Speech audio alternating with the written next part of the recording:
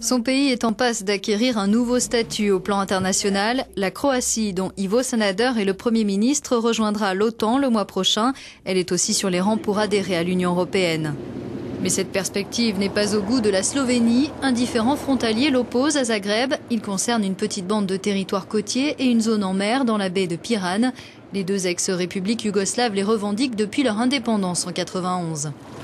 En décembre, les autorités slovènes ont accusé la Croatie d'avoir présenté à l'UE de manière unilatérale des documents envisageant une solution. Elles ont bloqué plusieurs chapitres de négociations entre Bruxelles et les Croates. La semaine dernière, une rencontre entre Ivo Sanader et son homologue slovène Borut Pahor n'a pas permis de rapprocher les points de vue. Désormais, beaucoup s'interrogent sur la possibilité pour la Croatie de rejoindre l'Union avant 2011.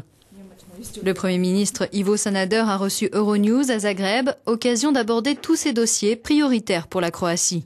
Prime Minister Sanader, welcome to Euronews. Thank you.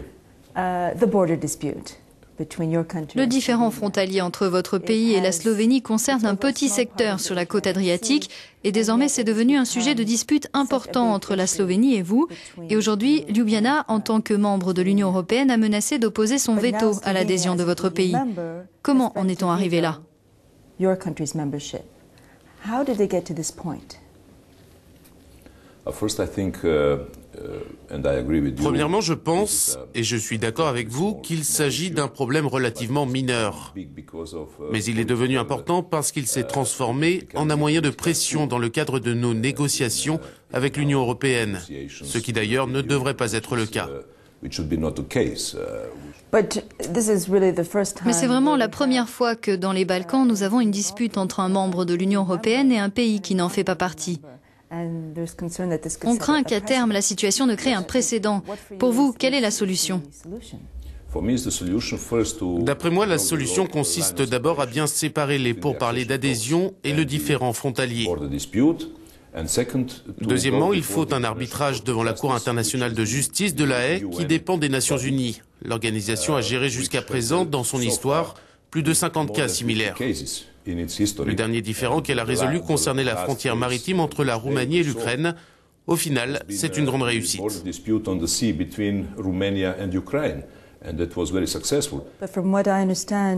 Si j'ai bien compris, la position de votre gouvernement est de dire qu'il s'agit d'un conflit de droit, alors que la Slovénie y voit un problème politique pour lequel elle demande une médiation de l'Union européenne.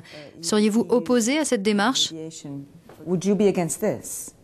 Non, nous ne sommes pas contre le fait que la Commission européenne s'implique dans ce dossier. Mais dans ce cas, nous n'acceptons pas que ce différend ait été mis sur la table lors des négociations. En avoir fait un obstacle pour la Croatie dans nos pourparlers d'adhésion, et même, comme vous le disiez dans votre première question, opposer son veto à l'entrée de la Croatie dans l'Union en raison d'un différend frontalier bilatéral, ce n'est pas une question européenne, ce n'est pas juste, ce n'est pas correct. Vous parlez de veto. Un autre genre d'opposition concerne votre adhésion à l'OTAN. Le mois prochain, à Strasbourg, lors du 60e anniversaire de l'Alliance, votre pays en deviendra membre. Mais des partis nationalistes slovènes tentent actuellement de réunir suffisamment de signatures pour obtenir la tenue d'un référendum en vue de retarder, voire d'empêcher cette adhésion. Comment réagissez-vous à cette initiative? Ce n'est pas une bonne façon d'agir. La Croatie participe déjà à de nombreuses missions de maintien de la paix, notamment en Afghanistan.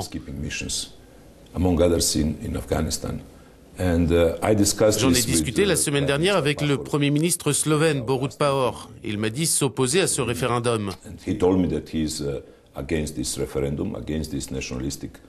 Il dénonce ces forces nationalistes réclamant un vote qui représenterait d'une certaine façon un veto à l'adhésion de la Croatie. Et il n'a pas fait part d'inquiétude à ce sujet? Il a fait part de sa désapprobation au sujet de ce référendum. Attendons de voir ce qui va se passer. J'espère que tout sera OK et que la Croatie célébrera aux côtés des autres membres le 60e anniversaire de cette grande alliance. Autre sujet important dans le cadre de votre candidature à l'adhésion à l'Union européenne, la corruption et le crime organisé. À l'automne dernier, on a assisté à une série d'assassinats de journalistes et d'avocats en Croatie. Vous avez dit que vous ne vouliez pas que votre pays devienne un autre Beyrouth. C'était ma première réaction après ces assassinats.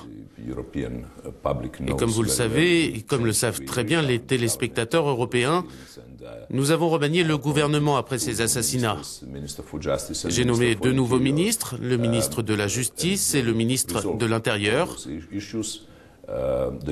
Et ils ont résolu toutes ces affaires. Les meurtriers sont en prison et nous aimerions désormais poursuivre notre politique de lutte contre la corruption et le crime organisé. J'ai lu récemment qu'à peine 25% des Croates sont enthousiastes à l'idée de rejoindre l'Union européenne. Comment l'expliquez-vous? Je l'explique très facilement, c'est très simple. Chaque fois que la Croatie fait face à des obstacles sur son parcours en vue de rejoindre l'Union, le soutien du public recule. Dans les derniers sondages, on dit que 35 ou 40% des Croates sont enthousiastes.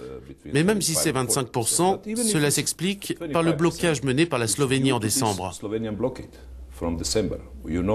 Vous savez que Ljubljana a bloqué 11 chapitres dans nos négociations avec l'Union en raison de notre différend bilatéral. Alors le soutien du public croate, vous savez, c'est psychologique. S'il y a des obstacles sur notre parcours, le soutien s'affaiblit. Mais s'il y a une lumière au bout du tunnel, de la lumière à l'horizon, l'enthousiasme s'accroît.